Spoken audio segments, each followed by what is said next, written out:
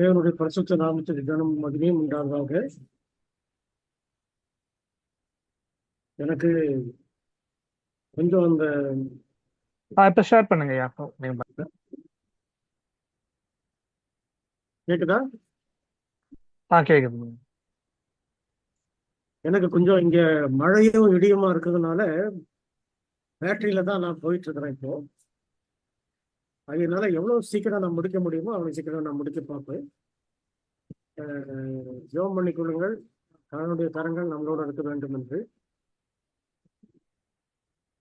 இன்றைய தினம் நம்ம பார்க்க போறது பரிசுத்த ஸ்தலம் சுத்திகரிக்கப்பட்ட பூமிக்குரிய பரிசுத்த ஸ்தலம் வருடத்திற்கு ஒரு முறை சுத்திகரிக்கப்பட்டது ஒரு நிழலாட்டமான ஒரு காரியம். ஆனால் பரலோகத்தில் இருக்கக்கூடிய பரிசுத்த ஸ்தலம் சுத்திகரிக்கப்பட வேண்டும் என்பது அதுதான் வேதாகமத்தினுடைய முழுமையான ஒரு சத்தியம். பரலோகத்தில் இருக்கக்கூடிய அந்த மெய்யான அந்த ஆசரிப்பு கூடாரத்துல நடக்க வேண்டிய காரியங்கள் எல்லாவற்றையும் ஊழியங்கள் எல்லாவற்றையுமே ஒரு அடையாளமாக நிழலாட்டமாக தான் பூமியில கொடுக்கப்பட்டிருக்கு. ஆகவே இந்த காரியங்களில மிக முக்கியமானது பரலோகத்தில் இருக்கக்கூடிய அந்த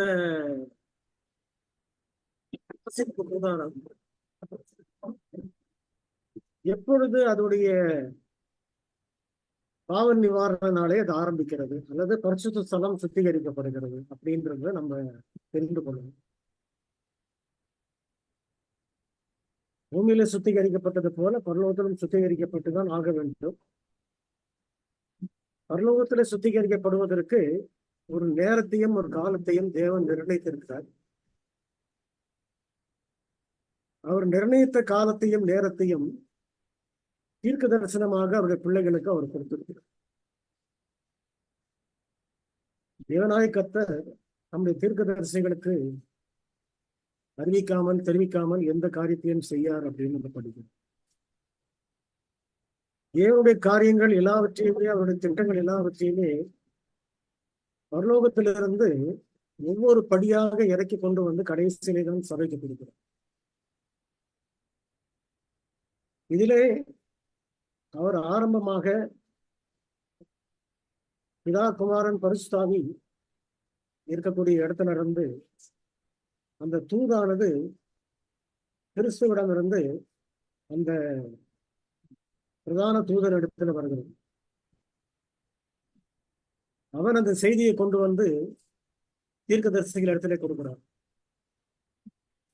தீர்க்கதரிசிகள் இந்த செய்தியை சபைக்கு கொடுக்கிறார்கள். சபையின் தலைவர்கள்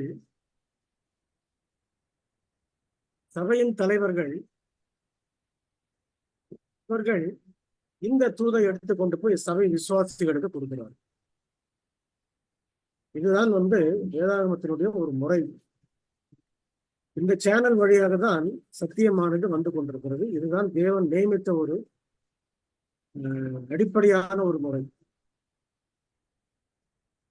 இது இல்லாதபடிக்கு தனித்தனி மனுஷர் நான் தரிசனம் கண்டேன், நான் எதை செஞ்சேன், அதை கண்டுபிடிச்சேன் அப்படின்றதெல்லாம் எதுவுமே ஏற்றுக்கொள்ளப்படக்கூடியதும் கிடையாது, அது உண்மையானதும் கிடையாது.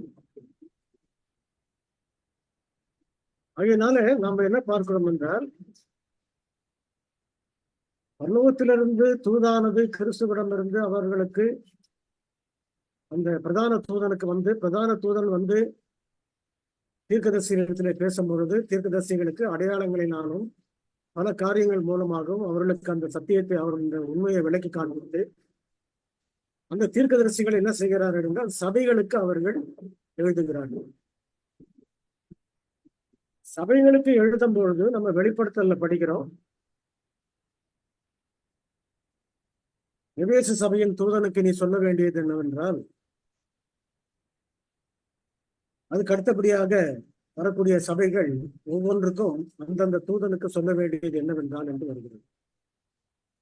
இந்த சபைக்குரிய தூதர்கள் தான் அந்த சபைக்குரிய தலைவர்கள் அல்லது சபையை வழி நடத்தக்கூடிய மோசேயுடைய இடத்துல இருக்கக்கூடியவர்.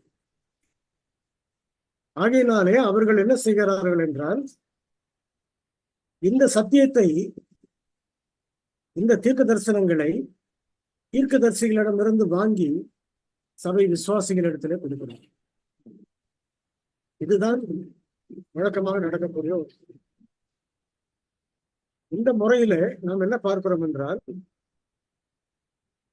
தீர்க்க தரிசனத்தை நாம் சரியாக புரிந்து கொள்ளவில்லை என்றால் அது விசுவாசத்தையும் பாழ்படுத்திவிடும், நாம சொல்லுகிற காரியமும் பொய்யாகிவிடும். அநேக அஞ்ஞானிகள் என்ன செய்கிறார்கள் என்றால், வேதாகமத்தை வாசிக்கிறார்கள். வேதாகமத்தை அவர்கள் வாசிக்கும் பொழுது அவர்கள் என்ன சொல்லுகிறார்கள், வேதாகமத்துடைய வசனங்கள் எல்லாம் ரொம்ப நல்லதா இருக்கு, நீதிமொழிகளை படிக்கிறார்கள், சங்கீதங்களை படிக்கிறார்கள், சுவிசேஷங்களை படிக்கிறார்கள், எல்லாம் நன்றாக இருக்கிறது, அருமையான சத்தியம், கிறிஸ்து மேலானவர் அப்படின்றதெல்லாம் அவங்க போராட்டுறாங்க, போற்றுகிறார்கள். ஆனால் தீர்க்க தரிசனங்கள் வரும் பொழுது அது அவர்களுக்கு விளங்குவது கிடையாது. அதை தேவன் என்ன செய்து வைத்திருக்கிறார் என்றால், சபையின் மூலமாக தான் உலகத்துக்கும் அதை விளக்குகிறார். நாம் உலகத்துக்கு போய் அதை எடுத்து சொன்னால்தான் உலகம் அதை தெரிந்து கொள்ளுமே தவிர, மற்றபடி உலகமாக அதை தெரிந்து கொள்வது முடியாத காரியம். ஏனென்றால் அதில் இருக்கக்கூடிய குறிப்புகள், அதுக்குரிய வழிமுறைகள், அதுக்குரிய முறைகள் எல்லாமே சபை மூலமாக தான் கொடுக்கப்பட்டிருக்கு. இப்போ நாம் என்ன பார்க்கிறோம் என்றால், அநேக தீர்க்க தரிசனங்கள் வேதாகமத்திலே இருக்கிறது. அந்த வேதாகமத்தில் சொல்லப்பட்ட தீர்க்க தரிசனங்கள் எல்லாம் பலரும் பலவிதமாக விளக்கம் கொடுத்து கொண்டிருக்கிறார். இன்னைக்கு ஒரு வேறு சபையை சேர்ந்த ஒரு ஊழியர் ஒரு மீட்டிங்ல பேசுகிறார். நான் அந்த யூடியூப்ல பார்த்தேன். அவர் சகரியா 12ஆம் அதிகாரத்தை எடுத்து, இன்னும் சில மாதங்களிலே நடக்க போகும், நிறைவேற போகும் தீர்க்க தரிசனம் அப்படின்ற தலைப்புல அவர் பேசுகிறார். சகரியா 12ஆம் அதிகாரம் என்ன தீர்க்க தரிசனம் என்று அவருக்கு தெரியல. காரணம் என்னவென்றால், தீர்க்க தரிசனங்களை ஆராயக்கூடிய முறைகளை அவர்கள் சரியாக பார்க்கவில்லை, சரியாக அறியவில்லை. இந்த மாதிரி காரணங்களாலே கிறிஸ்தவர்கள் சொல்லுகிறது எல்லாமே பொய்யான காரியம், பொய்யான தீர்க்க தரிசனம் அப்படின்னு சொல்லி ஒரு பெரிய ஜோசிய அறிஞர், இந்த மார்க்கத்தில் இருக்கக்கூடிய பெரிய ஜோசிய அறிஞர் ஒரு பெரிய புத்தகம் எழுதியிருக்கிறார். அதில் அவர் எழுதும் போது என்ன சொல்லுகிறார் என்றால், நாங்க சொல்லுகிற ஜோசியத்தில் சொல்லக்கூடிய காரியங்கள் நிறைவேறுகிற அளவுக்கு கூட தீர்க்க தரிசனங்கள்ல எங்களுக்கு தெரியாது, வரல, அப்படி நடக்கல அப்படின்னு. அதை பற்றி அவர் எழுதும்போது என்ன சொல்லுகிறார், ஆங்கிலத்தில் த டூம்ட் ப்ராபசிஸ் ஆஃப் பைபிள் அப்படின்ற தலைப்பில் அவர் எழுதுகிறார். எனக்கு இப்படிப்பட்டவர்களை பார்க்கும்போது கொஞ்சம் துடிப்பா இருக்கும், எப்படியாவது அவர்கள் பதில் சொல்லணுமே அப்படின்னு நான் நினைக்கிறேன். ஒரு சிலர் இந்த மாதிரி தவறான காரியங்களையும் தவறான புரிந்து கொள்வதையும் கிறிஸ்தவ சபைகளை வைத்துக் கொண்டிருக்கிறது. ஒரு சபை ஒரு வியாக்கியானம் கொடுக்கிறவர் என்ன சொல்கிறார் என்றால், ஒரு பத்திரிகையில எழுதுகிறார், மேசியா வரும் மட்டும் 7 வாரம் 62 வாரம் செல்லும் என்ற அந்த வசனத்தை அவர் எடுத்து 2300 நாட்கள் தீர்க்க தரிசனத்துக்கு அவர் விளக்கம் கொடுக்க ஆரம்பிக்கிறார். அந்த மேசியா என்ற வார்த்தை லூசிபரை குறிக்கும் அப்படின்னு சொல்லி அவர் விளக்கம் கொடுக்கிறார். அவருக்கு தெரிஞ்சது அவ்வளவு. ஆக இந்த தவறு எங்கே நடக்கிறது, எங்கே அந்த தீர்க்க தரிசனத்தை அவர்கள் சரியாக புரிந்து கொள்ளாமல் இருக்கிறார்கள், அல்லது 7ஆம் நாள் அட்வென்ட் சபையின் மூலமாக கொடுக்கப்பட்ட தீர்க்க தரிசன விளக்கங்கள் முழுமையாக நிறைவேறி வருகிறதா, அதில் சொல்லப்பட்ட பிரகாரம் தெளிவாக அந்த நிறைவேற்றங்கள் சரியா இருக்கிறதா அப்படின்னு நம்ம கொஞ்ச நேரம் தியானித்து பார்ப்போமானால், இவைகளெல்லாம் ஆராய்ந்து பார்ப்போமானால் நமக்கு நன்றாக தெரியும். தானியேல் 2ஆம் அதிகாரத்தில் இருக்கக்கூடிய அந்த சிலையை குறித்து கூட தவறான விளக்கங்களை அநேக சபையார் கொடுத்திருக்கிறார். கிறிஸ்துடைய வருகையை பற்றிய தீர்க்க தரிசனங்கள் மத்திய 24 இருக்குது, இன்னும் பல இடங்கள்ல இருக்கிறது. அவைகள் எல்லாம் அவர்கள் தவறுதலாக அவர்கள் கொடுத்துக்கிறார். ஆனால் நீதமான சபைக்கு தேவனுடைய பிள்ளைகளை ஒவ்வொருவரையும் அவர்கள் எழுப்பி இந்த தீர்க்க தரிசனங்களுக்கு அவர்கள் விளக்கங்களை கொடுப்பதற்கென்று இரவும் பகலும் உபவாசம் இருந்து ஜெபித்துதான் இந்த பாடங்களை அவர்கள் கற்றுக்கொண்டார்கள், தெரிந்து கொண்டார்கள். அந்த வழியிலே எழுதப்பட்ட விளக்கங்கள் 1877-78 ஒரேயா ஸ்மித் என்பவர் அந்த விளக்கங்களை அவர் முதலாவது எழுதினார். நம்முடைய அட்வென்ட் சபையினுடைய பயனியர்ஸ் அநேகர் அவைகளை அடிப்படையாக வைத்து அநேக விளக்கங்களை அதற்காக எழுதி வைத்திருக்கிறார். ஆக ஆரம்ப காலத்துல இருந்த அட்வென்ட் விசுவாசிகளுடைய ஒரு ஆரம்ப வாழ்க்கை அது தேவனாலே துவக்கப்பட்டதாய் இருக்கிறபடினாலே இந்த ரகசியங்களை, வேதாகமத்தின் ரகசியங்களை தேவன் அவர்களுக்கு விளக்கி கொடுத்திருக்கிறார். அதன் கூடவே எலன் ஒயிட் அம்மையார் மூலமாக, தீர்க்க தரிசனங்கள் மூலமாக அந்த விளக்கங்களை எல்லாவற்றையும் அவர் அங்கீகரித்திருக்கிறார். ஒரேயா ஸ்மித்துடைய விளக்கத்தை பற்றி அம்மையார் பல இடங்களிலே அவர்கள் எழுதுகிறார். ரிவ்யூ அண்ட் ஹெரால்ட் என்ற பத்திரிகையிலே அவருடைய கட்டுரைகள் வரும் பொழுது இந்த கட்டுரைகள் எப்போதும் முதலாவது பக்கத்திலே, முதலாவது இடத்திலே இருக்க வேண்டும் என்று அவர்கள் ஜெபிக்கிறார்கள். அதற்காக நான் வாஞ்சிக்கிறேன் என்று சொல்கிறார். அப்படியானால் அந்த விளக்கங்கள் எப்படிப்பட்ட விளக்கங்களாக இருக்கிறது? இன்றைக்கு நம்ம படிக்க போகிறது இந்த தீர்க்க தரிசனங்களே ஒரு தீர்க்க தரிசனம் தானியேல் 8ஆம் அதிகாரம் 14ஆம் வசனத்தில் இருக்கக்கூடிய தரிசனத்தை குறித்து நாங்கள் தியானிக்க போகிறோம். எந்த அளவுக்கு நமக்கு ஆசரிப்பு கூடாரம் 7ஆம் நாள் அட்வென்ட் சபையினுடைய அஸ்திபாரமாக இருக்கிறதோ அதே போல இந்த 2300 நாற்பகல் தீர்க்க தரிசனமும் இந்த சபையினுடைய ஒரு அஸ்திபாரமாக இருக்கிறது. 7ஆம் நாள் அட்வென்ட் சபையிலே நான் ஞானஸ்தானம் பெற்றிருக்கிறேன், நான் ஓய்வு நாள் ஆசரிக்கிறேன், கற்பனைகளை அறிந்திருக்கிறேன், இவைகளெல்லாம் நான் படித்திருக்கிறேன் என்று சொல்றது ஒரு பக்கம் இருந்தாலும் இதன் மீதமான சபை நிகழ்கால சத்தியம் என்ன என்பதை புரிந்து கொண்டால்தான் இந்த சபையிலே இருந்து தொடர்ந்து இருப்பதற்குரிய விசுவாசமும் ஒரு வைராக்கியமும் தொடர்ந்து இருக்கிறதுக்கு அது வழிவகுத்து கொடுக்கும். அநேகர் இந்த அடிப்படையை தெரிந்து கொள்ளாதனால எல்லா சபைகளைப் போலவும் இதுவும் ஒரு சபை தானே, நம்ம இங்க இருந்தா என்ன அங்க இருந்தா என்னன்னு சொல்லிட்டு போகிறவங்களும் உண்டு. சில இடங்களிலே நான் ஊழியங்கள்ல கலந்து கொண்டு ஊழியங்களை செய்திருக்கிறேன். சில போதகர்கள், பெரிய போதகர்கள் கூட சேர்ந்து அந்த ஏர்போர்ட் மீட்டிங் எல்லாம் கூட இருந்து செஞ்சிருக்கிறேன்.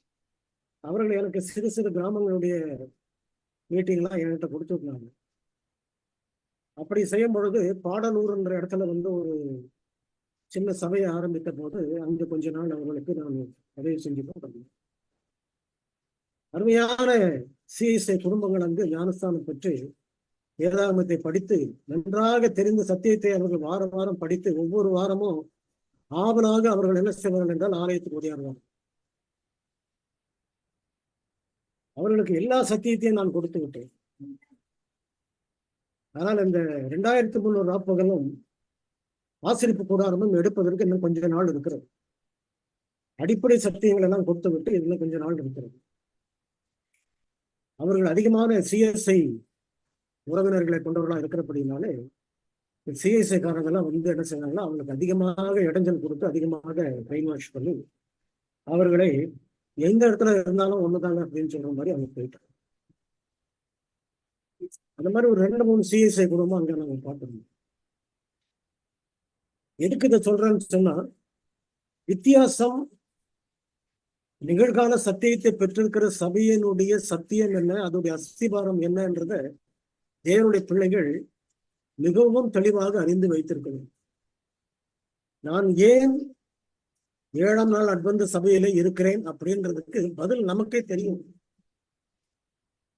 சில நேரங்கள்ல நான் பேஸ்புக்ல சில இடங்கள்ல நம்ம ஜெனரல் கான்ஃபரன்ஸ் பிரசிடென்ட் சொல்லுகிறத பாக்குறேன், அதை கவனிச்சு பாக்குறேன்.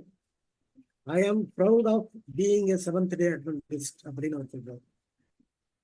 ஏன் அதுல என்ன இருக்குது? அதுல எல்லாத்துக்கும் அதுல பெருமைப்படுவதற்கோ அதுல சந்தோஷப்படுவதற்கோ ஆச்சரியப்படுவதற்கு என்ன இருக்கிறது? அதுல சபையில 1000 பிரச்சனைகள் இருக்கலாம், 1000 குறைகள் இருக்கலாம், அதை விட்டுருங்க. அது தனி பாடம். சபையில அப்படிப்பட்ட பிரச்சனைகள் இருக்கும்போது நம்ம இந்த சபையில இருக்கலாமான்னு கேள்வி கேட்கிறவங்களுக்கு பதில் கொடுப்பதற்கு நான் நிறைய பாடங்கள் வச்சிருக்கிறேன். வேண்டுமானால் அதை இன்னொரு முறை நான் சொல்லுகிறேன். ஆனால் தேவனுடைய பிள்ளைகள் இந்த ஒரு பாடத்தை அவர்கள் நன்றாக தெரிந்து கொண்டிருப்பார்களானால் அவருடைய அஸ்திவாரம் உறுதியானதாக இருக்கும். ஏனென்றால் ஆசரிப்பு கூடாரத்திலும் கிறிஸ்து இருக்கிறார். 2340 தீர்க்க தரிசனத்திலும் கிறிஸ்து இருக்கிறார். ஆசரிப்பு கூடாரத்திலும் கிறிஸ்து சிலையில் அறையப்படுகிறார். 2340 தீர்க்க தரிசனம் கிறிஸ்து சிலையில் அறையப்படுகிறார். கிறிஸ்து சிலுவையில் அறையப்பட்டு நமக்கு ரட்சிப்பை தேடி கொடுக்கிறார். இந்த 2 இடத்துலயும் ஆகையினாலே நமக்கு எல்லா இடத்திலுமே கிறிஸ்து இருக்கிறபடியினாலே நம்முடைய அஸ்திபாரம் நிச்சயமாகவே அது கிறிஸ்துவின் மேல் தான் போடப்பட்டிருக்கிறது. கற்பாரியாக கிறிஸ்துவின் மேல்தான் அது நிர்மாணிக்கப்பட்டிருக்கிறது. ஆகையினாலே அந்த அஸ்திபாரத்தை நம்ம விலவீனமான அஸ்திபாரம் நினைப்பதற்கு வாய்ப்பே கிடையாது. ஆக தேவனுடைய பிள்ளைகள் இன்றைக்கு நம்ம படிக்க போகிற காரியம் தானியேல் 8ஆம் அதிகாரம் 14ஆம் வசனத்தை கொஞ்சம் எடுத்தவர்கள் வாசிங்க. தானியேல் 8ஆம் அதிகாரம் 14ஆம் வசனம். அவன் என்னை நோக்கி 2300 ராப்பகல் செல்லும் வரைக்கும் இருக்கும், பின்பு பரிசுத்த ஸ்தலம் சுத்திகரிக்கப்படும் என்றான். தானியேலுக்கு கொடுக்கப்பட்ட தீர்க்க தரிசனம். தானியேலுக்கு இந்த தீர்க்க தரிசனம் கொடுத்த போது அதை முடிக்கிற சமயத்திலே அதனுடைய அர்த்தங்கள் விளங்காதனாலே அவர் என்ன செய்தார் என்றால் நோய்வாய்ப்பட்டேன் அப்படின்றார். அந்த கவலை, அதாவது மற்ற காரியங்களுக்காக கவலைப்பட்டு நோய்படுறவங்க இந்த உலகத்துல இருக்கிறாங்க. ஆனா சத்தியம் விளங்கலன்னு கவலைப்பட்டு நோய்வாய்ப்பட்ட ஒரு மனுஷனா இருந்தார்.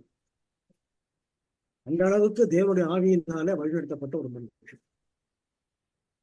அப்போ அவர் தன்னுடைய விண்ணப்பத்துல கேட்கறதுக்கு முன்னாலேயே ஒரு சில சின்ன சின்ன குறிப்புகளை அந்த அதிகாரங்களிலே 8வது அதிகாரத்துக்கு பிறகு 9வது அதிகாரத்திலே அவர் அந்த குறிப்புகளை சிலது கொடுத்திருக்கிறார். அதாவது அந்த 2300 ராப்பகல் என்பது எப்போது ஆரம்பிக்கிறது, எப்போது முடிகிறது,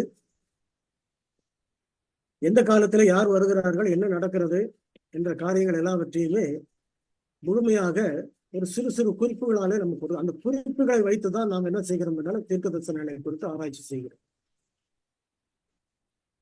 ஆக இந்த அதிகாரத்திலே நாம பார்த்த பிரகாரமாக நமக்கு இந்த நேரத்திலே எசேக்கியேல் 4ஆம் அதிகாரம் 7ஆம் வசனமும், எசேக்கியேல் 4ஆம் அதிகாரம் 7ஆம் வசனம், எண்ணாகமம் 14ஆம் அதிகாரம் 34ஆம் வசனம்,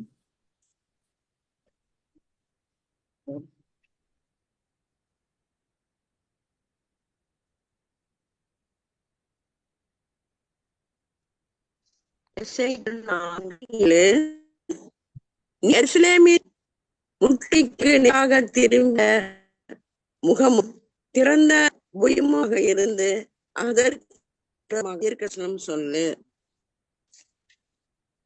என்ன கொஞ்சம் வாசிங்க, நான் தெளிவா கேட்கல. எருசலேமின் முற்றுகைக்கு நேராக திரும்பிய முகமும் திறந்த புயமுமாக இருந்து அதற்கு விரோதமாய் தீர்க்க தரிசனம் சொல்லு. எசேக்கியேல் 4:7, எண்ணாகமம் 14:34,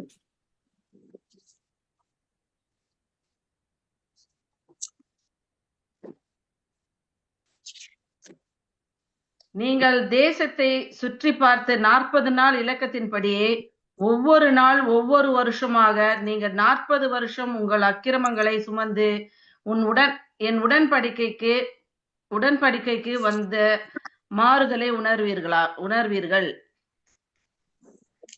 ஒவ்வொரு நாளுக்கு பதிலாக ஒவ்வொரு வருஷம். வேதாகமத்தை கொஞ்சம் ஜெபத்தோட நம்ம ஆராய்ந்து பார்க்கும்போது சில உண்மைகளை அதுல நம்ம தெரிந்து கொள்ளணும். என்ன உண்மைகளை அதில் தெரிந்து கொள்கிறோம்? இந்த 40, 7 இதெல்லாம் அதிகமாக வேதாகமத்திலே காணப்படுகிற எண்கள். 7ன்னு சொல்லும் பொழுது வாரத்துடைய நாட்கள் 7ஆக வைத்து 7வது நாளை ஓய்வு நாளாக வைத்திருக்கிறோம். அதே போல 7 வருடங்கள் 70 வருடங்கள் அப்படின்னு அந்த 7 பாகமாக பிரித்து வருது. நிறைய இடங்கள் அது மாதிரி வருது. அதற்கு அடுத்தபடியாக இந்த 40ன்னு சொல்லும் பொழுது கிறிஸ்து உபவாசம் இருந்தது 40 நாட்கள். மோசே கற்பனையை வாங்குவதற்கு சீனாய் மலையிலே போய் இருந்தது 40 நாட்கள். இஸ்ரவேல் ஜனங்கள் எகிப்திலிருந்து கானானுக்கு வருவதற்கு 40 வருடங்கள். அது ஏன் 40 வருடங்கள், ஏன் 40 நாட்கள்? அது நல்லா கொஞ்சம் ஆழமா கொஞ்சம் படிச்சு பார்த்தோம்னா, சீனாய் மலையிலே கற்பனை கொடுத்தது ஒரு பரிசுத்தமான நேரம். அதே போல கிறிஸ்து வனாந்தரத்திலே அவர் உபவாசம் இருந்ததும் ஒரு பரிசுத்தமான நேரம்.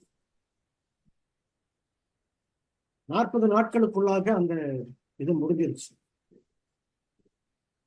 ஆனா ஏன் இஸ்ரவேல் ஜனங்கள் 40 வருடங்கள் அவர்கள் அடைந்தார்கள்?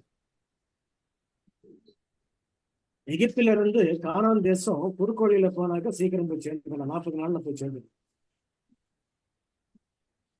ஆனா அதை சுத்திக்கிட்டு போக வச்சாரு. ஏன் சுத்திக்கிட்டு போக வச்சாரு?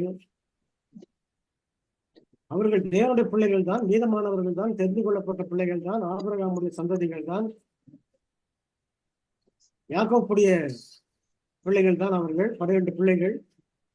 ஆனால் அத்தனை பிள்ளைகளுமே சில பாடங்களை கற்றுக்கொள்ள வேண்டியவர்களாக இருந்தார். அவர்கள் தவறு செய்கிறவர்கள், பலவீனம் உள்ளவர்கள், குறைவு உள்ளவர்கள். ஆகையினால் இந்த பாடங்களை கற்றுக் கொடுப்பதற்கு அந்த 40 வருடங்களை அவர்களுக்கு வைத்திருக்கிறார்.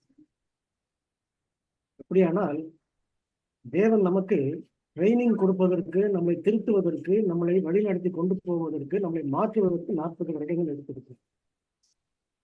மோசைக்கு 40 வருடங்கள் அவன் அந்த சீன் வனாந்தரத்தில் அவன் இருந்தான், நீதியான இருக்கும். அதே போல நமக்கு சில காரியங்களை அதன் மூலமாக விளக்கி காட்டுகிறது. இந்த 40 வருடங்கள் ஒரு வருடத்திற்கு பதிலாக ஒரு வருஷம் சொல்லி கணக்கிட்டு 40 வருடங்கள் இஸ்ரவேல் ஜனங்கள் பல துன்பங்களையும் இன்னல்களையும் அனுபவித்து வந்தார்கள். அவர்களை திருத்துவதற்காக தான் கொண்டு வந்தாரே தவிர இடையிலே அவர்கள் கொடுக்க வேண்டிய சாப்பாடை கொடுக்காமல் விடவில்லை, அவர்கள் கொடுக்க வேண்டிய உடையை கொடுக்காமல் விடவில்லை. எத்தனையோ யுத்தங்களிலே அவர்கள் ஜெயம் பெற்றார்கள். அந்தந்த இடங்களிலே அவர்களுக்கு பாடங்களை கற்றுக் கொடுத்தார். எப்படி அவர்கள் ஒழுக்கமாக இருக்க வேண்டும், எப்படி அவர்கள் சத்தியத்துக்கு கீழ்ப்படிந்து இருக்க வேண்டும் என்ற காரியங்கள் எல்லாமே அந்த 40 வருடங்கள் கற்றுக் அவ்வளவும் கற்றுக் கொடுத்த பிறகும் அதுக்கு செவி கொடுக்காதபடிக்கு அவருடைய இருதயம் கடினப்பட்டதுனாலே அந்த எகிப்திலிருந்து கிளம்பின அத்தனை தலைமுறைகளும் இறந்து போய் அதற்கு பிறகு வந்த அடுத்த சந்ததியினர் மட்டும்தான் கானான் தேசத்துக்குள்ளே போனார்கள் என்று சொல்லப்படுது. இதுதான் நம்ம சரித்திர வேதாகம சரித்திரத்திலே நம்ம பார்க்கணும். அப்படியானால் அந்த 40 வருடங்கள் அவர் ஏன் கொடுக்கிறார்? ஒரு நாளுக்கு பதிலாக ஒரு வருடத்தை நான் உனக்கு கட்டினேன். ஆக இந்த 2300 ராப்பகல் என்பது ஒரு ராப்பகல் என்பது ஒரு நாள். சாயங்காலமும் விடிய காலமும் ஆகி முதலாம் நாள் ஆயிற்று.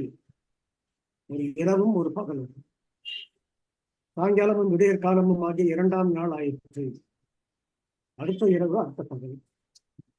அப்படியானால் அந்த ஒரு இரவும் ஒரு பகலும் சேர்ந்து ஒரு நாள் என்ற கணக்கில் வரும் பொழுது இதுல 2300 ராப்பகல் என்பது 2300 நாட்கள். 2300 நாட்கள் என்பது இந்த வசனத்தின் அடிப்படையிலே நமக்கு 2300 வருடங்கள். ஆக அந்த 2300 ராப்பகல் செல்லும் வரைக்கும் இருக்கும். பின்பு பரிசுத்த ஸ்தலம் சுத்திகரிக்கப்படும் அப்படின்றதுதான் நமக்கு தீர்க்க தரிசன வசனம். இந்த 2300 ராப்பகல் தீர்க்க தரிசனம் எப்பொழுது ஆரம்பிக்கிறது, எப்பொழுது முடிகிறது? 2 காரியங்களை நம்ம தெரிந்தால்தான் அந்த தீர்க்க தரிசனம் எப்பொழுது முடிகிறது என்பதை நாம் தெளிவாக அறிந்து கொள்ள முடியும். இந்த விளக்கங்களை எழுதின நம்முடைய முற்றுதாக்கள் எல்லாம், அந்த 7ஆம் நாள் அக்னி சபையின் முற்றுதாக்கள் எல்லாம் ரொம்பவும் தெளிவா எழுதியிருக்கிறார்கள். எந்தெந்த கேள்விகள் நமக்கு அதில் ஏற்படும் என்று தெரிந்து அந்த கேள்விகளுக்கெல்லாம் பதில் சொல்லக்கூடிய அளவுக்கு அவர்கள் முன்கூட்டியே அதற்குரிய பாடங்களை அவர்கள் ஆயத்தப்படுத்தி கொடுத்திருக்கிறார். நம்ம வழக்கமா என்ன செய்யறோம்னு சொன்னாக்க, நம்முடைய இந்த சார்ட்டை வந்து நான் போடுறேன்.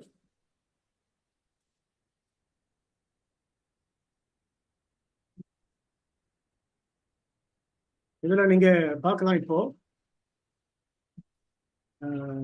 457 ஆரம்பிக்குது. நான் கொடுக்குற சார்ட் வந்து ஒரியா ஸ்மித் அவர் பயன்படுத்தின அந்த சார்ட். அவருடைய புத்தகத்தில இருந்து நான் காப்பி எடுத்திருக்கிறேன்.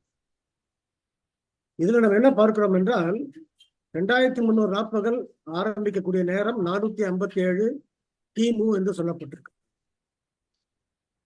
457 கிமு என்பதை எப்படி நம்ம தீர்மானம் பண்ணுவது? சும்மா குருட்டு போக்காம ஒரு எந்த விதமான ஒரு லாஜிக் இல்லாதபடிக்கு ஒரு விளக்கங்களை சொல்லுவதற்கு அவர்கள் இந்த உலக பிரகாரமான இந்த காலத்துல இருக்கிற மற்ற சபைகளை சேர்ந்த தீர்க்கதரிசிகளாக இருக்கிறார். தேவனுடைய பிள்ளைகள் மிகவும் உபவாசத்தோடும் ஜெபத்தோடும் இரவும் பகலும் போராடி ஆண்டவற்றை இந்த ஞானத்தை பெற்றுதான் அவர்கள் கொடுத்தார்கள். கொடுத்தது மட்டும் இல்லாமல் அந்த தீர்க்க தரிசனங்கள் நிறைவேறுகிறதையும் நாம் உலக சரித்திரத்துல பார்த்துக்கிட்டு இருக்கோம். ரெண்டையும் கம்பேர் பண்ணி படிக்கும் பொழுது அவர்கள் சொன்ன தீர்க்க தரிசனங்கள் மிகவும் தெளிவாக நிறைவேறி இருக்கிறதை நம்மளால பார்க்க முடியும். அதுதான் முக்கியமான காரியம். இஷ்டத்துக்கு எனக்கு தெரிஞ்ச மாதிரி நான் ஏதோ ஒரு விளக்கம் சொல்ற மாதிரி சொல்லிட்டு நிறைய பேர் என்ன செய்யறாங்கன்னு சொன்னாக்க, அந்த மீட்டிங்ல பேசுற மாதிரி வந்து நிறைய பேர் பேசுறாங்க. ஒரு தடவை கோயம்புத்தூர்ல நான் வந்து ஒரு ஊழியத்தின் விஷயமா நான் போயிருந்தப்போ, அங்கே சொல்லிட்டு ஒரு பெந்தகோஸ்து பாஸ்டர் வந்து பேசுறாரு. நான் பார்த்தது ஒரு ஆயிரக்கணக்கான மக்கள் கூட்டம் கிடையாது, லட்சக்கணக்கான மக்கள் கூட்டம். ஒரு பெரிய மைதானத்துல அந்த கூட்டம் நடக்கிறது. அவர் என்ன சொல்லுகிறாருன்னு சொல்லிட்டு என் கூட இருந்தவங்க என்னை கூட்டிட்டு போனாங்க. அவங்களுக்கு அப்பதான் ஒரு 4-5 நாளா பைபிள் ஸ்டடி கொடுத்துருக்குறேன். நீங்களும் வாங்க எங்க கூட என்ன சொல்றாங்கன்னு கேட்போம் அப்படின்னு கூட்டிட்டு போனாங்க. போனாக்க அவர் என்ன சொல்லுகிறார் என்றால், கிறிஸ்துடைய 2ஆம் வருகைக்குரிய அடையாளத்தை பற்றி மத்தேயு 24 இருந்து எடுத்து சொல்லுகிறார். 2 ஸ்திரீகள் இயந்திரம் அரைத்துக் கொண்டிருப்பார்கள். ஒருத்தி கைவிடப்படுவாள், ஒருத்தி ஏற்றுக்கொள்ளப்படுவாள். 2 பேர் வயலில் இருப்பார்கள். ஒருவன் ஏற்றுக்கொள்ளப்படுவான், இன்னொருவர் கைவிடப்படுவான். இதுக்கு அவர் என்ன விளக்கம் கொடுக்குறாரு? 2 பேர் ஒரு பிளேன் ஓட்டிட்டு போவாங்க. ஒருத்தரை வந்து படகுல அப்படியே எடுத்துக்குவாரு, ஒருத்தர் அப்படியே பிளைன்லயே போடுவார். 2 பேர் கார் ஓட்டிட்டு போவாங்க. ஒருத்தர் பரலோகத்துக்கு போடுவாரு, ஒருத்தர் கீழே போடுவார். அவர்களுக்கு தெரிஞ்ச வியாக்கியானம் இதுதான். இந்த மாதிரி ஒரு குருட்டுத்தனமான வியாக்கியானத்தை தான் இந்த உலகம் இன்றைக்கு கேட்டுக்கொண்டிருக்கிறது. ஆனால் அந்த உலகம் ரட்சிப்புக்கு எவ்வளவு தூரத்துல இருக்கிறது அப்படின்றத நீங்க பாருங்க. அறிந்திருக்கிற தேவனுடைய பிள்ளைகளுக்கே சாத்தான் சும்மா விடுறதில்லை. நம்ம பல போராட்டங்களையும் குழப்பங்களையும் ஏற்படுத்தி மேற்கொண்டது அறியாதபடிக்கும் அதை குறித்து அதுக்கு கீழ்ப்படியாதபடிக்கும் நம்மளை வந்து அவன் கொஞ்சம் பண்ணிக்கிட்டு இருக்காங்க. அறியாத ஜனங்கள்ட்ட அவன் என்ன செய்வான்? கூடுமான வரைக்கும் அந்த சத்தியம் அவர்களுக்கு போய் சேராதபடிக்கும் தடுப்பான். இதுதான் அவன் செய்வான். ஆகையினால என்ன பார்க்கிறோம்? இந்த வசனங்கள் அடிப்படையிலே நமக்கு என்ன சொல்லப்படுகிறது? அதிகாரம் 9 நமக்கு பார்க்கிறோம். 23, 24 2 வசனங்களை வாசிங்க.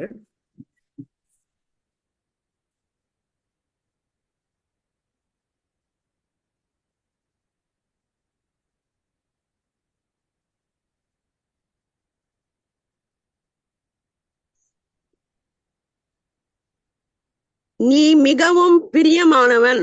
கேக்குதுங்களா? முதலாவது காரியமே அவர் சொல்லும் பொழுது நீ மிகவும் பிரியமானவன். நீ மிகவும் பிரியமானவன். ஆதலால் நீ வேண்டிக் கொள்ள தொடங்கின போதே கட்டளை வெளிப்பட்டது. நான் அதை அறிவிக்க வந்தேன். இப்பொழுதும் சொல்லுகிற வார்த்தையை நீ கவனித்து கேட்டு தரிசனத்தை அறிந்து கொள். மீறுதலை தவிர்க்கிறதற்கும், பாவங்களை தொலைக்கிறதற்கும், அக்கிரமத்தை நிவர்த்தி பண்ணுகிறதற்கும், நித்திய நீதியை வருவிக்கிறதற்கும்,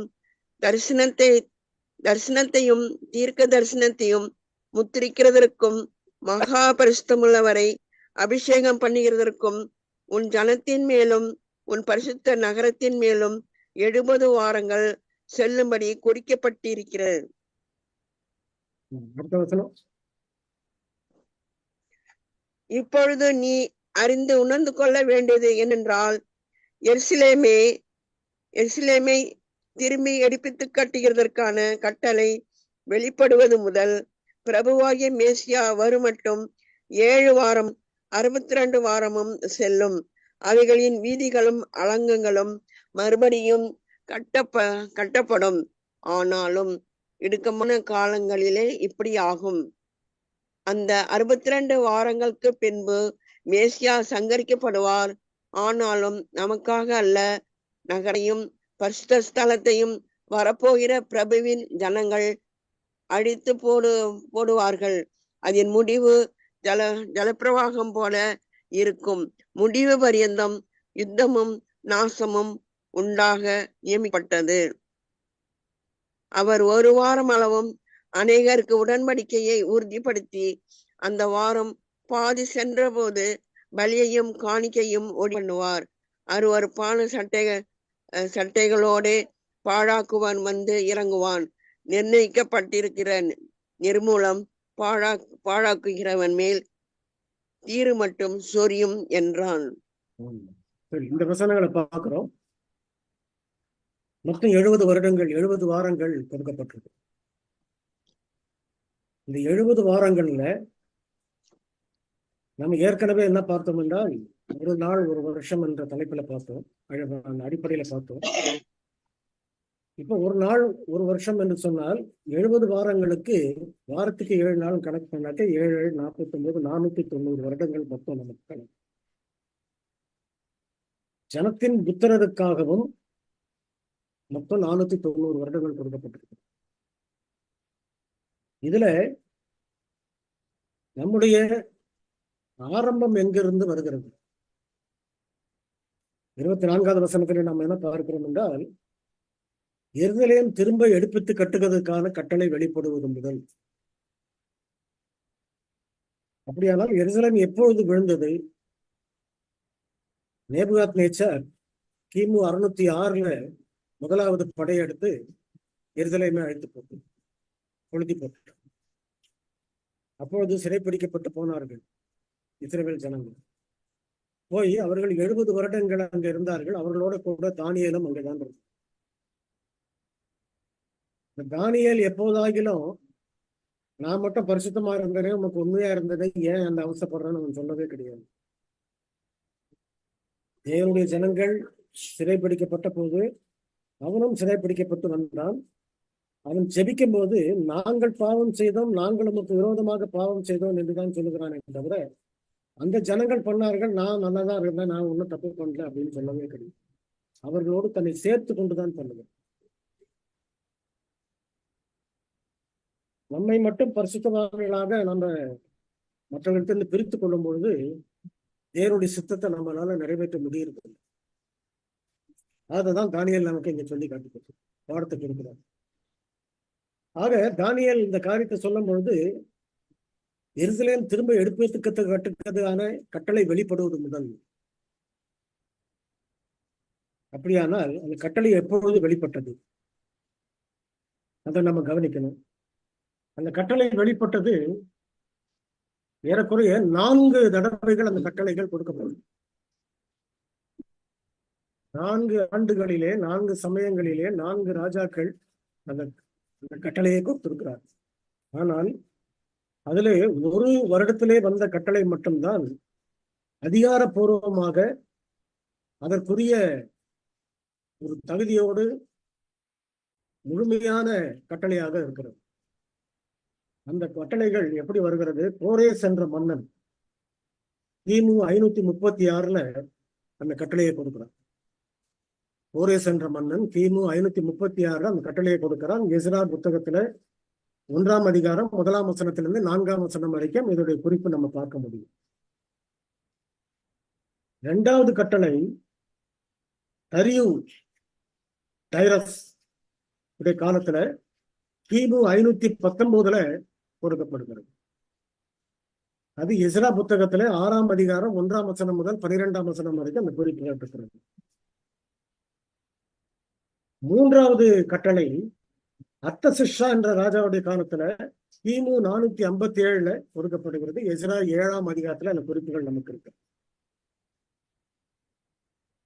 அதே அர்த்தசிஷ்டா ராஜா என்ன செய்கிறான் என்றால், திரும்பவும் 444வது ஆண்டிலே திரும்ப ஒரு கட்டளை அவன் கொடுக்கிறான். ஓரலாக கொடுக்கிறான், வாய் வழியாக கொடுக்கக்கூடிய கட்டளை. அது வாய் வழியாக அவன் யார் இடத்துல கட்டளை கொடுக்கிறான்? நெகேமியா கிட்ட கொடுக்கிறான். 457 யாரு கிட்ட கொடுக்கிறான்? எஸ்ரா கிட்ட கொடுக்கிறான். எஸ்ரா கிட்ட கொடுக்கும்போது அந்த முத்திரை மோதிரத்தை வைத்து அவன் முத்திரையிட்டு ஒரு கட்டளையாக டாக்குமெண்டேஷன் பண்ணி கொடுக்கிறான். ஆக நமக்கு கொடுக்கப்பட்ட தீர்க்க தரிசனத்தினுடைய ஆரம்ப கட்டம் கிமு 457 எப்படி நம்ம உறுதிப்படுத்துகிறோம் என்றால், அதிகாரப்பூர்வமாக பேரரசனாலே கொடுக்கப்பட்ட கட்டளை கிமு 457. இதுல நம்ம என்ன பார்க்கிறோம்? எஸ்ராவுடைய காலத்துல அவர்களுக்கு கட்டளை கொடுக்கப்பட்ட போது அவர் என்ன செய்கிறார்? அதை எடுத்துக்கொண்டு அவன் வந்து விட்டார். அந்த அர்த்தசிஷ்டா ராஜா என்ன சொல்லுகிறார்? நீங்க போய் அவருடைய ராஜாவுடைய காடுகள் நிறைய மரங்கள் நிறைய இருக்குது, அந்த மரங்களை எல்லாம் வெட்டி கொடுங்க.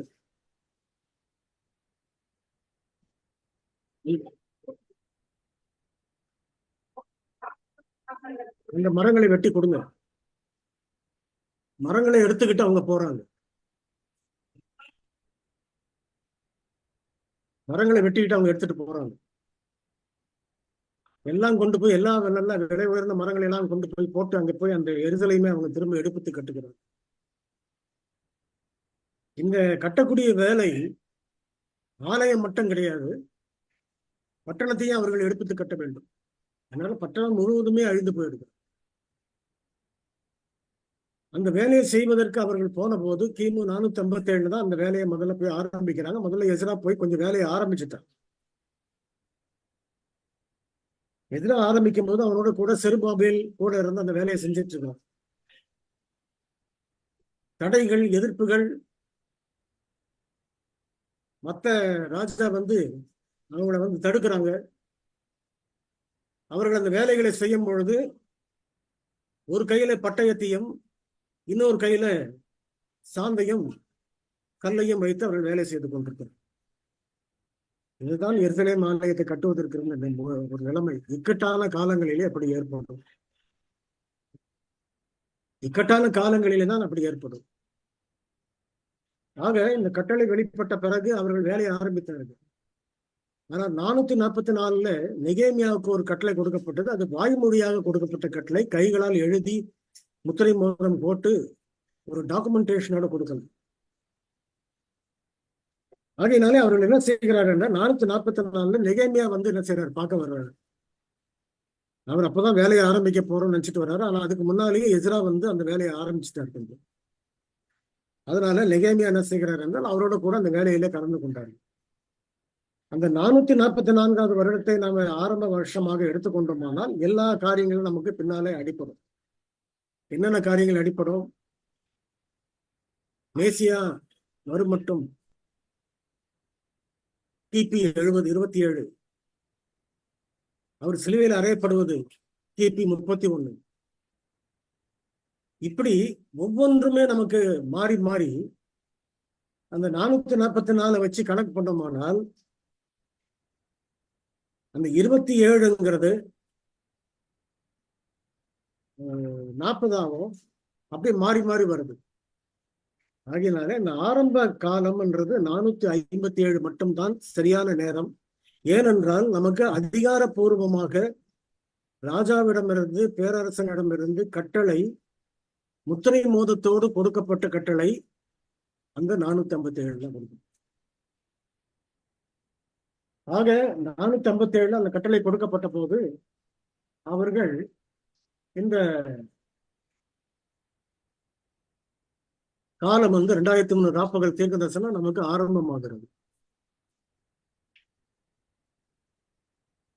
இதுல யார் இதுக்கு நமக்கு ஆர்குமெண்ட்ல கொண்டு வந்தாலும் சரி, நமக்கு கேள்விகள் கேட்டாலும் சரி, 4 கட்டளைகள் சரித்திரபூர்வமா இருக்கிறது. 4 கட்டளைகள்ல எதில் எப்படி நீங்க 457 இருந்து ஆரம்பிக்கிறீங்க அப்படின்னு சொல்லி கேட்டா இதைதான் நம்ம சொல்லணும். கட்டளை வெளிப்படுவது முதல் என்று சொல்லும் பொழுது அதாவது அதிகாரப்பூர்வமாக டாக்குமெண்டேஷனோட கட்டளை வெளிப்பட்ட காலம் வருஷம் வந்து 457. அதுக்கு முன்பாக கோரேஸ் கொடுத்த கட்டளையும் வாய்மொழியான கட்டளை, தரிய கொடுத்த கட்டளையும் வாய்மொழியான கட்டளை, அர்த்தசஷ்டா கொடுத்த கட்டளை அந்த டாக்குமெண்டேஷனோட, அதே அர்த்தசஷ்டா 444 கொடுத்ததும் வாய்மொழியானது. ஆக எந்த ஆண்டு அந்த முத்திரை மோதத்தோட கட்டளை வெளிப்பட்டதோ அதுதான் நமக்கு ஆரம்ப வருடம். அப்படி பார்த்தால் 457 கிமுன்றது 2300 ராப்பகல் தீர்க்க தரிசனத்தினுடைய ஒரு ஆரம்ப கட்டம். அப்படி பார்க்கும்பொழுது நாம் என்ன பார்க்கிறோம் என்றால் 457 இருந்து முதலாவது 7 வாரங்கள் 49 வருடங்கள். இதிலே நமக்கு ஒவ்வொன்றாக வருகிறது. அதற்கு பிறகு 62 வாரங்கள், அதற்கு பிறகு 1 வாரம். இந்த 457 இருந்து அப்படியே நீங்க கொண்டு வந்தீங்கன்னால் 27 நமக்கு கிறிஸ்துடைய ஞானஸ்தானம், 31 அவருடைய சிலுவை மரணம். இதுல நாம் என்ன பார்க்கிறோம் என்றால் BC-AD, அதாவது இந்த 7 வருஷங்கள் அந்த 62 இதுல வந்து முடிகிறதுக்கு முன்பாக கிறிஸ்து பிறக்கிறார். அதுக்கு பிறகு அப்படியே தொடர்ந்து வருகிறது. அதுல இருந்து அவர் 27 ஞானஸ்தானம் பெற்றார். 27 ஞானஸ்தானம் பெற்ற பிறகு 31 அவர் சிலுவையில் அறையப்பட்டார். அந்த வாரம் பாதி சென்ற போது அவர் பலியும் காணிக்கையும் ஊழியம் பண்ணுவார். இது நமக்கு என்ன காட்டுகிறது? இந்த தீர்க்க தரிசனத்தின் பிரகாரமாக ஆரம்ப நேரத்திலே அவர் ஞானஸ்தானம் பெற்றது. அதற்கு பிறகு மார்க்கில் அவர் சொல்லும்போது என்ன சொல்லுகிறார் என்றால் எல்லாம் நிறைவேறிற்று அப்படின்றார். எல்லாம் நிறைவேறிற்றுன்னு சொன்னா கிறிஸ்து தீர்க்க தரிசனுடைய நிறைவேறதான் ரொம்ப துல்லியமா அவர் சுட்டி காமிச்சிட்டே இருக்கிறார். ஏனென்றால் அவர் பிறந்ததும் தீர்க்க தரிசனத்தின் அடிப்படையிலே, வாழ்ந்ததும் தீர்க்க தரிசனத்தின் அடிப்படையிலே, மரித்ததும் தீர்க்க தரிசனத்தின் அடிப்படையிலே, உயிர்த்தெழுந்ததும் தீர்க்க தரிசனத்தின் அடிப்படையிலே. ஆக இந்த தீர்க்க தரிசனங்களை குறித்த ஞானம் ஜனங்களுக்கு இருக்க வேண்டும் என்பதுதான் அவருடையது. அநேகர் என்ன செய்கிறார்கள் என்றால் நம்ம அந்த சுவிசேஷத்தை மட்டும் படித்தா போதும், தீர்க்க தரிசனம் நமக்கு வேண்டாம்னு சொல்லுகிறவர்களும் உண்டு. ஆனால் நீதமான சபைக்கு அப்படிப்பட்ட வெளிச்சத்தை தேவன் கொடுத்தார். தீர்க்க தரிசனங்களை நம்ம படிக்க வேண்டும், ஆராய வேண்டும் என்றுதான் அவைகளை நமக்கு கொடுத்திருக்கிறார். அதனால்தான் தானியேல் வெளிப்படுத்தி நமக்கு மிக முக்கியமாக கொடுக்கப்பட்டிருக்கிறது. ஆக நம்ம 27 அவர் ஞானஸ்தானம் பெற்றார் என்றால் 31 அவர் சிலுவையில் அறையப்பட்டார் அப்படின்றத நம்ம எப்படி கணக்கெடுப்பது? 31 அவர் சிலுவையில் அறையப்பட்டார் என்றால் ஒரு உண்மையை நம்ம என்ன தெரிந்து கொள்ள வேண்டும்? கிறிஸ்து சிலுவையில் அறையப்பட்ட ஒரு நாள் பஸ்கா அன்றைக்கு தான் அவர் அறையப்பட்டார். இந்த பஸ்கா ஆசரிப்பு அவராலே ஏறக்குறைய 4 தடவைகள் அவர் ஆசரித்திருக்கிறார். ஞானஸ்தானம் பெற்ற பிறகு 4 முறைகள் அவர்கள் பஸ்கா ஆசரித்திருக்கிறார். அதுக்குரிய வசனங்களை நான் சொல்றேன். யோவான் 2ஆம் அதிகாரம் 13ஆம் வசனத்திலே முதலாவது பஸ்கா ஆசரிப்பு, 5ஆம் அதிகாரம் 1ஆம் வசனத்திலே 2வது பஸ்கா ஆசரிப்பு, 6ஆம் அதிகாரம் 4ஆம் வசனத்திலே 3வது பஸ்கா ஆசரிப்பு, 13ஆம் அதிகாரம் 1ஆம் வசனத்திலே 4வது பஸ்கா ஆசரிப்பு. 4வது பஸ்கா ஆசரிப்பு AD 31 நடக்கும். ஆக அன்றைய தினத்துல தான் கிறிஸ்து சிலுவையில் அறையப்பட்டார். பஸ்கா அன்றைக்கு தான் அறையப்பட்டார். அந்த பஸ்கா ஆடு அன்றைய தினத்திலே ஆசாரியனுடைய கையில் இருந்து விலகி ஓடி போயிடுச்சு. தேவாலயத்தினுடைய திரைச்சீலைகள் மேலிருந்து கீழாக கிழிந்தது. கீழிருந்து மேலாக கிழித்தால் அது மனுஷனுடைய கை, மேலிருந்து கீழாக கிழிக்கும் போது அது தேவனுடைய கை. ஆகையினால இந்த AD 31 அவருடைய சிலுவை மரணம். ஆக நாம் என்ன பார்க்கிறோம் என்றால், இந்த காலங்கள் கடந்து 7 வாரம் 62 வாரம் சென்ற பிறகு ஜனத்தின் புத்திரருக்காக மொத்தம் எத்தனை வருடங்கள், எத்தனை நாட்கள், எத்தனை வருடங்கள் கொடுக்கப்பட்டிருக்கிறது? 490 வருடங்கள். அந்த வாரம் பாதி சென்ற போது அவர் பலியையும் காணிக்கையும் ஊழிய பண்ணுவார், கற்பனையை ஊழிய பண்ண மாட்டார். இந்த வசனத்தை மற்ற கிறிஸ்தவர்கள் சரியா படிச்சாங்கன்னாக்கா அவன் கற்பனை ஒழிஞ்சிச்சுன்னு சொல்ல மாட்டான். அவர் ஒழித்தது பலியையும் காணிக்கையும் மட்டும்தான். ஆகையினால அவர் பலியையும் காணிக்கையும் ஒழிய பண்ணி அதற்கு பிறகு மீதி பாதி நாள் கொஞ்சம் டைம் 3 வருஷம் கழித்து 70 வருடங்கள் முடியும் போது, 70 வாரங்கள் முடியும் பொழுது 490வது வருடத்துல எருசலேம் சேனைகளால சூழப்பட்டு தீ கொளுத்தப்பட்டு அது தன்னுடைய தேவனுடைய கரங்களிலிருந்து கிருபையை அது இழந்து போச்சு. வேதாந்தத்துல நமக்கு எல்லாமே முறை பிரகாரமாக தான் கொடுக்கப்படுகிறது. அவர் செய்கிற முறை பிரகாரம் அந்த முறையை தாண்டி போகணும் தான் மனுஷனுக்கு விருப்பம். யூதருக்கு ராஜாவா பிறக்கிறார் கிறிஸ்துன்னு சொல்லும் பொழுது அப்படி அவர் பிறக்கக்கூடாதுன்னு ஏரோது ராஜா நினைச்சான். அதே போல யூதர்களும் தங்களுக்கு அடுத்தபடியாக அந்த உலகத்துல யாரும் சபைகளே வரக்கூடாதுன்றது அவங்களுடைய ஆசையம். ஆனால் எடுக்க வேண்டிய நேரத்துல அவர்கள் அதுக்கு தகுதி இல்லாத போது அவர்கள் அந்த இடத்தை விட்டு நீக்கிறார். வெளிப்படுத்தலே நம்ம அந்த வசனத்தை அதிகமா பார்க்கிறோம். 7 சபைகளை பற்றி படிக்கும் பொழுது, நான் உன் விளக்கு தண்டை உன்னிடத்திலிருந்து நீக்கி போடுவேன். இந்த விளக்கு தண்டுன்றது சர்ச் அத்தாரிட்டி. அதை அவர் நீக்கி போட்ட பிறகு நம்ம ஒண்ணுமே செய்ய முடியும். ஒரு நிர்வாகமா இருக்கலாம், ஒரு காரியமா இருக்கலாம். இன்னைக்கு அது போலதான் இன்னைக்கு பழைய சபைகள்லாம் நிர்வாகமா இருந்துகிட்டு இருக்கு. எல்லா கிறிஸ்தவ சொத்துக்களும் அவங்ககிட்ட தான் இருக்குது, நம்ம கிட்ட கிடையாது. ஆனாலும் அவர்கள் நிராகரிக்கப்பட்டவர்கள். அதனால நம்ம என்ன பார்க்கிறோம், கிறிஸ்து சிலுவையில் அறையப்பட்ட பிறகு அந்த 70 வருடங்கள் முடியும் பொழுது அவர்கள் முற்றிலுமாக அந்த கிருபையை இழந்தார்கள். ஜனத்திற்காகவும் ஜனத்தின் புத்திரருக்காகவும் 7 வாரமும் 62 வாரமும் சொல்லும். அதற்கு பிறகு 1 வாரம். ஆக மொத்தம் 70 வாரம். 70 வாரங்களும் 490 வருடங்கள். 490 வருடங்கள் எப்போது முடிகிறது? கிபி 70ல முடிகிறது. கிபி 70ல முடியும் பொழுது எப்படிப்பட்ட ஒரு நிலைமை ஏற்பட்டது? மத்திய 24ல சொல்லும் பொழுது சொல்றாரு, சீஷர்கள் கேட்கிறாங்க, ஒரு கேள்வி கேட்கிறாங்க, இவைகளெல்லாம் எப்பொழுது சம்பவிக்கும்? ஒரு வருகைக்கு உரிய அடையாளம் என்ன அப்படின்றத கேட்கிறாங்க. அப்போ அதுக்குரிய விளக்கத்தை அவர் சொல்லுகிறார். அவர் சொல்லும் பொழுது 2 சம்பவங்களையும் ஒன்றா சேர்த்து டியூவல் அப்ளிகேஷன்ல கொண்டு வர்றார். வேதாகமத்துல தீர்க்க தரிசனங்கள்ல டியூவல் அப்ளிகேஷன் சில இடங்கள்ல இருக்கிறது. அதாவது 2 முறை நிறைவேற வேண்டிய தீர்க்க தரிசனங்கள். அதுல பார்க்கும் பொழுது எருசலேமுடைய விழுகை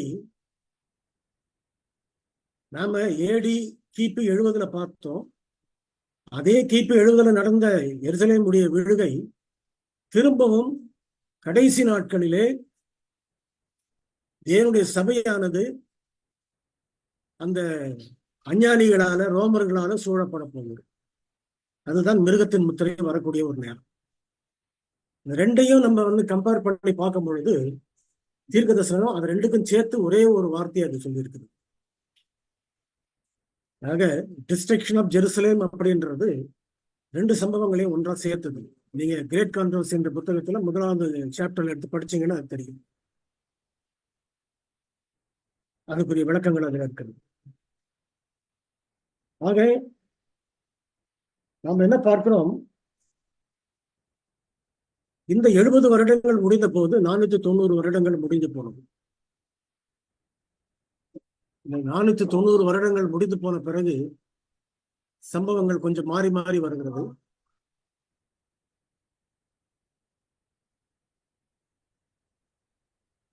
அதன் பிறகு 100, 200, 300, 400, 500, 600. இதுல இந்த 500க்கும் 600க்கும் இடையிலே கிபி 538 பேப்பசி போப்பு மார்க்கம் ஸ்தாபிக்கப்பட்டது. 508 பேகனிசம் அந்த அஞ்ஞான மார்க்கம் உள்ள நுழைஞ்சது. 321 கிபி 321 கான்ஸ்டன்டைனுடைய ஞாயிறு சட்டம் முதலாவதாக கொண்டாடப்பட்டது. ஆக நாம் என்ன பார்க்கிறோம், கிபி 200 600க்குள்ளாக இந்த முக்கியமான மாற்றங்கள் எல்லாம் ஏற்பட்டு போச்சு. இந்த முக்கியமான மாற்றங்கள் ஏற்பட்ட நேரங்களிலே அஞ்ஞான ரோம் போப்பு ரோமாக மாறிடுச்சு. ஆக அவருடைய போதனையில எந்த வித்தியாசமும் கிடையாது. அதே அஞ்ஞான மார்க்கம், அதே விக்கிரக ஆராதனை, அதே போல இருக்கக்கூடிய எல்லாவற்றையுமே வேதாகமத்தின் அடிப்படையில, வேதாகமத்தின் போர்வையில அவங்க ஒரு டாக்டரினை கொண்டு வந்து அதை வைத்து அவர்கள் சபையை உண்டாக்கினார்கள். கத்தோலிக்க சபை என்பது அது பரிசுத்தமான சபை, ஆரம்ப கால சபை. பெர்கமோ சபைக்கு அந்த நேரத்தில் இருந்த பெயர் கத்தோலிக்க சபை. ஆனால் அந்த கத்தோலிக்க சபைன்றது ரோமர்களாகி அஞ்ஞானிகளோடு சேர்ந்த பிறகு அது ரோமன் கத்தோலிக்க சபையாக மாறினது. இப்பொழுது அஞ்ஞான மார்க்கம் அதுக்குள்ளே உள்ளே நுழைந்திருக்கு. இந்த சம்பவங்கள் எல்லாமே 200க்கு பிறகும் 600க்குள்ளேயே அந்த காரியங்கள் எல்லாம் முடிஞ்சு போச்சு. ஆக 538 வரும்பொழுது போப் என்ன செய்கிறார், அதிகாரத்தை முழுவதுமே ரோம பேரரசரிடம் இவர் வாங்கி, இவர் பாப்பு அரசராக, பாப்பு ஆண்டவராக ஒரு பக்கம், இன்னொரு பக்கம் பாப்பு அரசராக.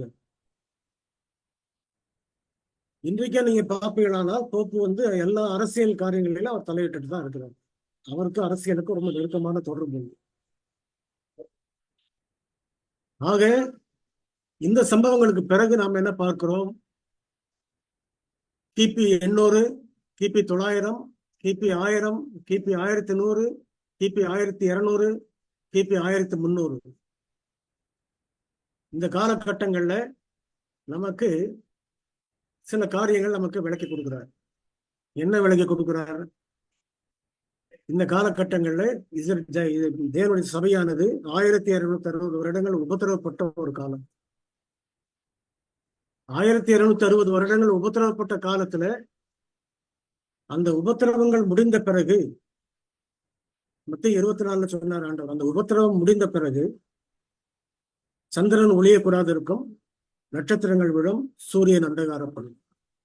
இது மத்தியில நம்ம பார்க்கிறோம். அதன்படியாக 1833 வருடத்திலே நட்சத்திரங்கள் விழுந்தது.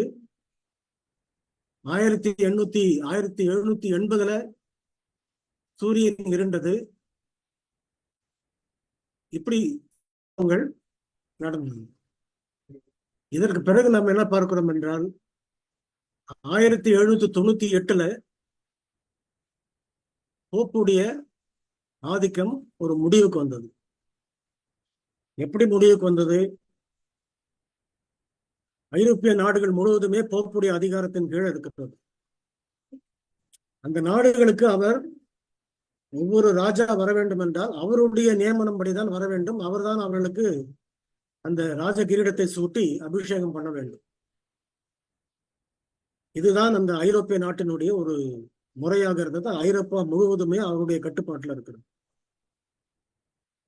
முதலாவதாக அவர் என்ன செய்கிறார் என்றால், ஐரோப்பிய தேசத்திலே ஒரு எதிர்ப்பை அவர் சந்திக்கிறார்.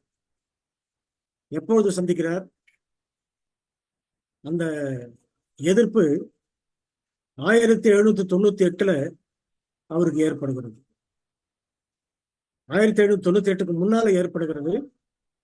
அது ஏற்படும் பொழுது எப்படி ஏற்படுகிறது? நெப்போலியனுக்கு அவர் கிரீடத்தை சூட்டுவதற்கு வந்தார். கிட்ட வந்த நெப்போலியன் என்ன செய்தான் என்றால், அவருடைய தட்டில இருந்து அந்த கிரீடத்தை அவனே எடுத்து தன்னுடைய தலையில சூடிக்கொண்டார். அது நீ சூட்டிதான் நான் வாங்கிக்கணும்னு அவசியம் கிடையாது, இந்த கிரீடத்தை நானே எடுத்து போட்டுக்கிறேன் அப்படின்னு சொல்லி சொன்னார். முதலாவது எதிர்ப்பு அவனுக்கு அங்கதான் ஏற்பட்டுச்சு. அதற்கு பிறகு 1796 முதலாவது நெப்போலியன் அவரை கைது செய்வதற்காக கிளம்புறான். ஆனால் தீர்க்க தரிசனத்திலே நமக்கு சரித்திரத்தில் என்ன விளக்கம் கொடுக்கப்படுகிறது என்றால், இது சரித்திரத்தில் வரக்கூடிய குறிப்பு பிரெஞ்சு ஹிஸ்டரியில இருக்குது. அதுல அந்த 1796 கிளம்பின நெப்போலியன் அவன் ஏன் தாமதித்து நின்று விட்டான் என்பது தெரிய காரணம் கிடையாது. அதே போல்தான் எருசலேம் சேனைகளால் சூழப்பட்ட போதும் சில காரியங்கள் நடந்தது, காரணமே இல்லாதபடிக்கு நடந்தது. முதலாவது படையெடுப்பு ஒரு அரசன், இரண்டாவது படையெடுப்பு இன்னொரு அரசன். ஆனால் முதலாவது படையெடுத்த அரசன் அவன் திரும்பி போயிட்டான். அதே பிறகு இரண்டாவது படையெடுத்த வந்த அரசன் தான் வந்து எருசலேமை அழிக்கிறான். முதலாவது வந்தவன் ஏன் போனான்றது நமக்கு விளக்கம் தெரியாது, இன்ன வரைக்கும் அதுக்கு பதில் கிடையாது சரித்திரத்துல. அதே போல நெப்போலியன் வந்த நின்ன பிறகு 1798 திரும்பவும் என்ன செய்கிறான் என்றால், தன்னுடைய படை தளபதியாகிய பெர்தியரை அனுப்பி அந்த போப்புவை கைது பண்ணும்படி அவன் அனுப்புகிறான். என்னுடைய சகோதரி வந்து என்ன ஒரு சில நாட்கள் பிரான்ஸுக்கு கூட்டிட்டு போனாங்க. எனக்கு ரொம்ப பெரிய ஆசை என்னன்னாக்கா, இந்த சரித்திர இடங்கள் எல்லாம் முதல்ல பார்க்கணும்னு ரொம்ப ஆசை. இது எப்படி நிறைவேற இருக்குது போகும்போது அங்க ஒரு வீதியை நான் பார்த்தேன், பெர்தியர் ஸ்ட்ரீட் அப்படின்னு போட்டிருந்துச்சு. அப்பதான் நான் கண்டுபிடிச்சேன் இதான் பெர்தியருடைய பேர்ல இருக்குது அப்படின்னு. அதை பார்த்த போது எனக்கு இந்த தீர்க்க தரிசனம் திரும்பவும் ஞாபகம் வந்து, அந்த பெர்தியர் என்றவர் போய் கைது பண்ணதற்கு கொண்டு போன போது போய் திரும்ப வரும்போதே வழியிலேயே அவர் போப்பு இறந்து விட்டார். சாவுக்கு ஏதவான ஒரு காயம் பெற்றது அப்படின்னு நம்ம வெளிப்படுத்தல் 13 படிக்கிறோம். அந்த மிருகத்துடைய சாவுக்கு ஏதுவான காயம் இதுதான். அந்த சாவுக்கு ஏதுவான காயம் சுஸ்தமாகி திரும்பவும் மிருகத்தின் முத்திரையானது மிருகத்தின் சொரூபத்தின் மூலமாக வரப்போகிறது. அந்த காலத்துல தான் நம்ம வாழ்ந்துட்டு இருக்கிறோம். ஆக நாம வாழ்ந்துட்டு இருக்கிறது 1844 இந்த சம்பவங்கள்லாம் நடைபெற போகிறது. பாபிலோன் விழுந்தது என்ற காரியங்களை சொல்லுகிறதோ இல்ல மற்ற காரியங்களை நம்ம வந்து அது பெரிய சம்பவங்களை மீதமான சத்தியங்களே நிகழ்ந்து அந்த காரணங்கள் மட்டும் கிடையாது. தீர்க்க தரிசனத்துடைய நிறைவேறல்கள் மிகவும் துல்லியமாக நிறைவேறி இப்பொழுது ஞாயிற்றுக்கிழமை சட்டமானது கிரீன் லா என்ற சட்டம் மூலமாக பசுமை சட்டம் என்ற ஒரு சட்டத்தை கொண்டு வந்து போப்பு என்ன செய்கிறார் என்றால், அதன் மூலமாக ஜனங்கள் எல்லாம் ஞாயிற்றுக்கிழமை அன்றைக்கு முழு உலகமும் ஓய்வு எடுக்க வேண்டும் என்ற சட்டத்தை கொண்டு வந்து கொண்டிருக்கு. அந்த சட்டத்தை கொண்டு வருவதற்கான ஒரு ட்ரையல் தான் நமக்கு ஏற்கனவே ஏற்பட்டது. கொரோனா நேரத்தில் ஏற்பட்டதும் அதுதான், கொரோனா வந்ததும் அதுதான். எல்லாமே மனுஷனுடைய ஒரு ஏற்பாடு. ஆக இந்த காலகட்டத்தில் தான் நம்ம வாழ்ந்துட்டு இருக்கிறோம். இப்ப நம்ம என்ன தெரிந்து கொள்கிறோம் என்றால், இவைகளை எல்லாம் தாண்டி 1798 தாண்டி 1833 தாண்டி அதற்கு பின்பு கடைசியாக 1844 பரிசுத்த ஸ்தலம் சுத்திகரிக்கப்படுது. இதுல நம்ம ஒரு காரியத்தை நம்ம தெரிந்து கொள்ள வேண்டும். அதாவது கிமு 457 என்பது 2340 தீர்க்க தரிசனத்துடைய ஆரம்பம் மட்டும் கிடையாது. பரலோக ஆசரிப்பு கூடாரத்தினுடைய ஊழியம் ஆரம்பிக்கிற நேரமும் அது 457 ஆரம்பிச்சு கொஞ்சம் கொஞ்சமா கொண்டு வந்து அவர் சிலுவையில் அறையப்பட்டு அப்படியே ஒரு சம்பவமாக முடிந்து வந்து கொண்டே இருக்குது.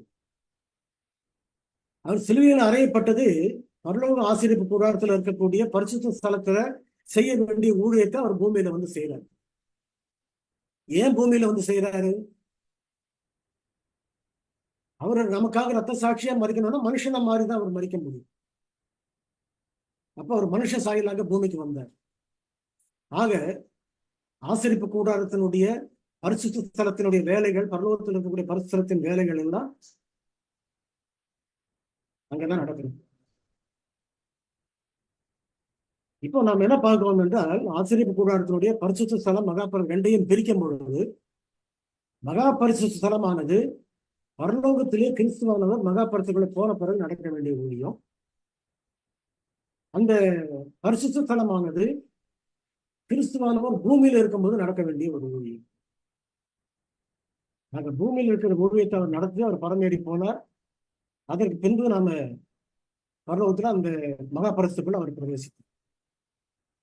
ஆக மகாபரிசுக்குள்ள அவர் பிரவேசிக்கும் பொழுது, பிரதான ஆசாரியன் பிரவேசிக்கும் பொழுது, அந்த பாவ நிவாரண நாள்ல எத்தனை இஸ்ரவேலர் அங்க இருந்தார்களோ அந்த 12 கோத்திரங்களும் அந்த முறை பிரகாரமாக ஆர்டர்ல வந்து அங்க எல்லாரும் கூடி வருவாங்க, வந்து நிற்பார்கள். 4 பக்கமும் சதுரமாக 3 கோத்திரங்களாக வந்து அங்கே கூடி நிற்பார்கள்.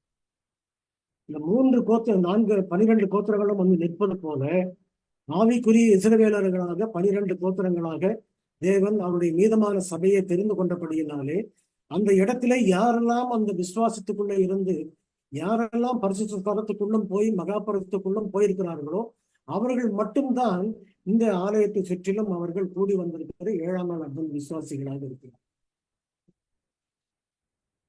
ஆக இந்த 7ஆம் நாள் அட்வென்ட் விசுவாசிகள் யார் அப்படின்னு பார்க்கும் பொழுது இவர்கள் தான் அது. இதுல நாம் என்ன பார்க்கிறோம்?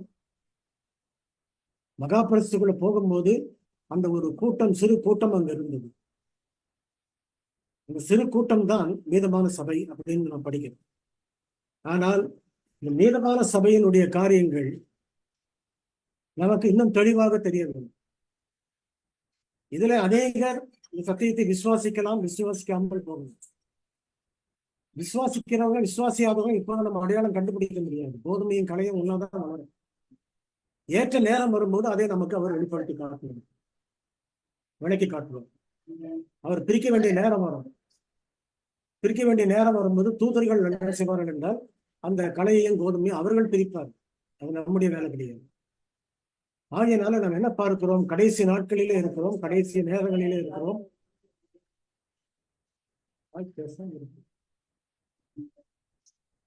நம்முடைய நேரம் மிகவும் சமீபமான நேரத்துக்கு நம்ம வந்துட்டோம். இன்னும் கொஞ்சம் நேரம்தான் நாம் வீடு சேர்வோம் அப்படின்ற ஒரு எதிர்பார்ப்போடு நம்ம இருந்து கொள்வோம்.